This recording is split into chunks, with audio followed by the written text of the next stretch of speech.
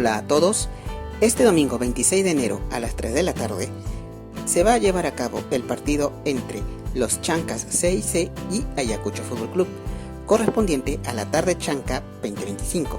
El escenario será en el Estadio Municipal de Talavera, ubicado en Andahuaylas, Apurímac. Esperemos de que haga un excelente partido y que gane el mejor. Mucha suerte para ambos equipos. Muchas gracias.